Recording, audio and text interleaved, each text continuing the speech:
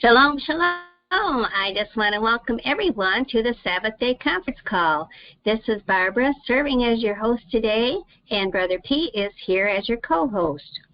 This is Pete. I'm so glad you were able to join us today for this important discussion. Well, our title is, Why Do the Jews Keep Saturday Sabbath? And the Jews keep Gregorian Saturday as Sabbath, and they abandoned the Lunar Sabbath. So why does everyone follow the Jews? Well, in this video, we're going to explain what happened. There is nothing subtle about the Jews' adoption of a counterfeit Sabbath, because it is well documented. The Sabbath is the seventh day of the lunar week. This from Theodore Gilman. Quote, the changes in the calendric position of the weekly religious rest day have been few from prehistoric times to the present day. The Sabbath, which came down to the Jews from prehistoric, that is prior to Moses' time, was the seventh day of the lunar week. The lunar week and the lunar month gave the simplest form of time division to early man. Moon and month meant the same thing. The division of the month into 4 weeks of 7 days, and the weekly division begun again at the time of the next new moon. The changes from the lunar week to the 7-day week running contiguously or continuously through the year, while a momentous change was unrecorded. The use of two styles of weeks seem to have existed together, and the more modern 7-day week slowly but finally supplanted its ancient competitor. Continuing, the lunar week was simple and serviceable. When the continuous 7-day week was gradually accepted, then it was linked with the past, as we now date events before Christ by a scale unknown to the people and historians of those times.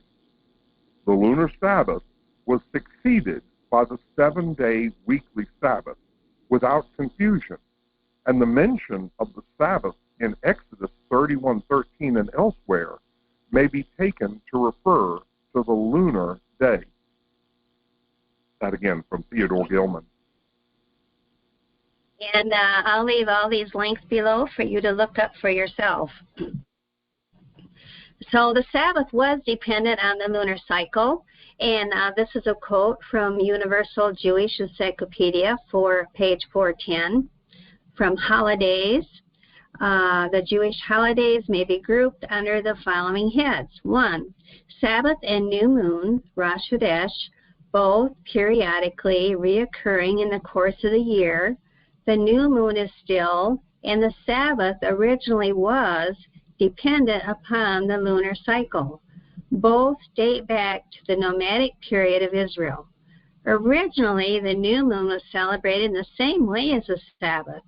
Gradually, it became less important, while the Sabbath became more and more a day of religion and humanity, of religious meditation and instruction, of peace and delight of the soul, and produced powerful and beneficent efforts outside of Judaism. Jews adopt Babylonian astronomy and their way of reckoning time. Well, here's a quote. It is not easy to draw any rigid line separating Orthodox Jewish law and Jewish custom. There is an ancient saying that in Judaism, custom becomes law. And the history of Judaism will reveal many religious laws widely recognized and observed, which had their origin in long-accepted folk practices. And when the Jews returned to Palestine after their Babylonian exile, that's 516 BCE, they brought back with them the Babylonian astronomy and way of reckoning of time. And there's the quote from you, What is a Jew, page 105 and 108. Hutton Webster writes in his book, Rest Days, these imported from Babylon superstitions eventually led Jewish rabbis to call Saturn, Sabbatai, the star of the Sabbath, and it was not until after the 1st century of our era, when the planetary week had become an established institution, that the Jewish Sabbath seemed always to have corresponded to Saturn's day, that is, Saturday. Again, from Rest Days, page 244.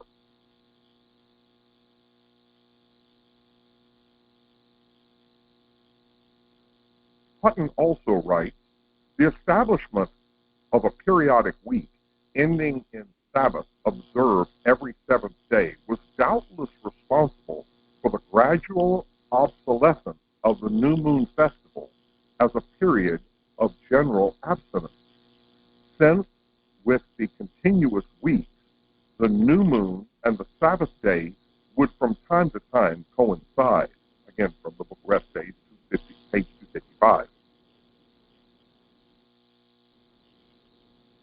So, with the development of the importance of the Sabbath as a day of consecration and the emphasis laid upon the significant number 7, the week became more and more divorced from its lunar connection, and that's from the Universal Jewish Encyclopedia. So beginning in the morning, day beginning in the morning was changed to day beginning in the evening. And here's a quote from the New Catholic Encyclopedia, volume 11. Later, Orthodox Jewish calendar, following the reign of King Josiah in c. 640 to 609, and especially after the Babylonian exile, a number of significant and enduring changes occurred in the Israelite calendar, showing that the Orthodox Pharisee Jews gradually adopted the Babylonian calendar of the time. The day, however, was counted from evening to evening after the Babylonian fashion. So with the older time-keeping system, day was reckoned from morning to morning originally. And this is from the Rabbinic essays. In certain spheres of the population, the older system of time measuring continued to be in use, either exclusively or side by side with the newer system. Thus, in the temple service, the older system continued all through the time of the existence of the Second Temple, and there the day was reckoned from morning to morning. With the destruction of the temple in AD 70, the Sadducees disappeared altogether, leaving the regulation of all Jewish affairs in the hands of the Pharisees. Henceforth, Jewish life was regulated by the Pharisees. The whole history of Judaism was reconstructed from the Babylonian Pharisaic point of view, and a new aspect was given to the Sanhedrin of the past.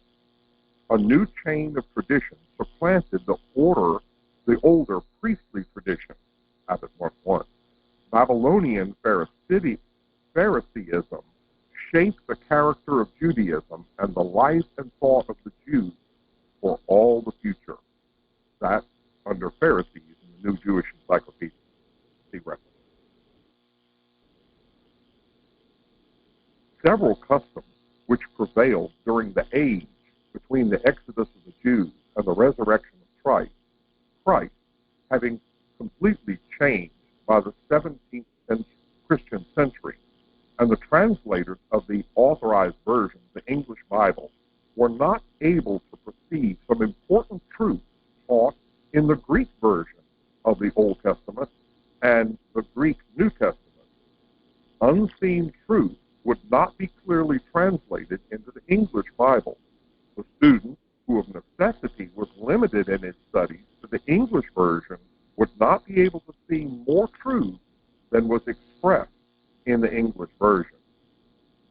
And since the Jews for more than 16 centuries have been observing a Saturday Sabbath, and since Christians have been for more than 18 centuries having a fixed Sunday Sabbath, it is only reasonable to expect most Sabbath writers to try to interpret all biblical Sabbath teaching on the theory of six septenary cycles. But the noted Rabbi Hirsch believes and teaches that, quote, the old Jewish Sabbath had no connection with a fixed cycling week. That again from Pharisees, section of Pharisees, New Jewish Encyclopedia. So old lunar calendar fades away. The passing out of sight of the old Bible calendar, the Bible lunar calendar, and the now almost universal effort to interpret the Bible upon the basis of solar calendars. And that, too, is from the Pharisees, the Jewish Encyclopedia. So the Jews even came to name the planet Saturn Sabbatai. However, given the coincidence of their identical link, it was only a matter of time before some permanent correspondence between particular Jewish days and particular planetary days would be made. A permanent correspondence between the Sabbath and the day of Saturn was thus established sometime later than the 1st century of the present era. Jews even came to name the planet Saturn Sabbatai, after the original Hebrew name of the Sabbath, Sabbath. Again, that's from New York Free Press, page 7. So how did we get the Gregorian calendar? Well, Rome abandons the lunar calendar. In the mid-1st century BC, Julius Caesar invited Sosigenes, an Alexandrian astronomer, to advise him about the reform of the calendar. And Sosigenes decided that the only practical step was to abandon the lunar calendar altogether. Months must be arranged on a seasonal basis and a tropical or solar year used, as in the Egyptian calendar. And that's from the Julian calendar Encyclopedia Britannica. So the Roman calendar, all Christianized churches are under the fraudulent guidelines of the Babylonian Roman Christianity and their uniquely crafted time-measuring model that is found nowhere in Scripture. Single-handedly, Roman Emperor Julius Caesar divorced the moon from all units of time in 45 BC. Then later, the Jews in the 4th century AD were pressured to change their calendar to what is now in conformity to the Babylonian Roman system. At that time, under the direction of Hillel II, the Israelites chose to use the Babylonian calendar model for new moons and the Roman continuous weekly cycle. And then, in 1582, Pope Gregory XIII started the Gregorian calendar. It went from the Julian calendar to the Gregorian calendar that is in use today. And the rules we were all taught for time measuring are as far from scriptural truth as a wall calendar is from the sun, moon, and stars. Both the Old Testament and the New Testament declare time is ruled by the three-part harmony, the trio of lights above, and nothing refers to the Roman wall calendar in all of the Scripture. So this is a discovery of eternal weight for those who seek truth, as for buried treasure and desire knowledge that they may walk in it. The solar-only Roman calendar and all its units of time are fraudulent replacements for our Creator's original calendar. To discover that neither Saturday nor Sunday is the sacred Sabbath of the Bible, it is an expose of one of the greatest deceptions of all time, especially against Yahweh the Most High and those seeking to worship Him in truth. Add to this that our entire calendar paradigm is a lie directly from Satan's seat of government, referred to in Scripture as Babylon the harlot. Yeah, and we did a video about this, the dragon and the calendar. And the dragon is Pope Gregory XIII's sign and signia. So Scripture says that the Sabbath is regulated by the moon. Divine designation of the moon. Utilizing the moon as a beacon of time for sacred worship assemblies is how our Creator designed his lunar months and weeks and days to synchronize his children to his seat of power. Through this unchangeable sequence of time measuring, everyone can know how much they are loved and continually invited into assembly with their loving Creator.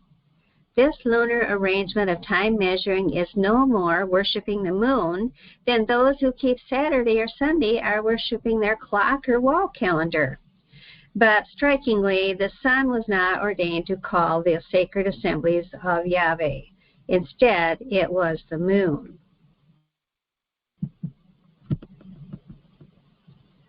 Psalm 104:19. He appointed the moon for seasons. The sun knoweth his going down. Isaiah 60:20. Never shall the enumerating repetition of your sun and your lunar month cycle not gather assembly. Psalm 89:37. It shall be established forever, like the moon, even like the trustworthy witness in the sky.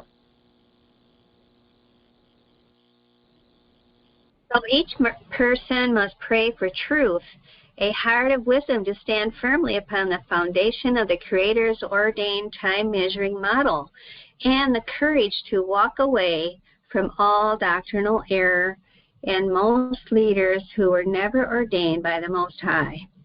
Might this issue of time-measuring methods be the testing truth of the last days by the Most High, as he sets about to separate his obedient sheep from the rebellious goats? Who would have thought that in addition to Sunday, even Saturday is not the true Sabbath? You can't find a single verse in the Bible commanding worship on either Saturday or Sunday. The biblical calendar's months and weeks are based upon the moon's lunar cycle. How to read the Bible cycle, the Bible calendar. Beginning with the dark moon, that is Kodesh, as the original new moon of our Creator. Then count 7 days to the Sabbath of the first quarter phase. 7 more days, and you are at the Sabbath of the full moon and the middle of the month. Count 7 more to reach the Sabbath of the third quarter phase. 7 more to the fourth Sabbath, and that is directly followed by the new moon. So Psalms 89:37 says, "It shall be established forever like the moon, even like the trustworthy witness in the sky." And that is in the sky for us forever, and it has been forever since creation. So to access more information about the Lunar Sabbath, about how the rules of postponement, about Hillel 2, that the weekly cycle has not been continuous, please go to our website, lunarsabbathday.com. And please like if this is a blessing to you, and please share it with your friends that love Yeshua. So thank you, everyone, for being here today.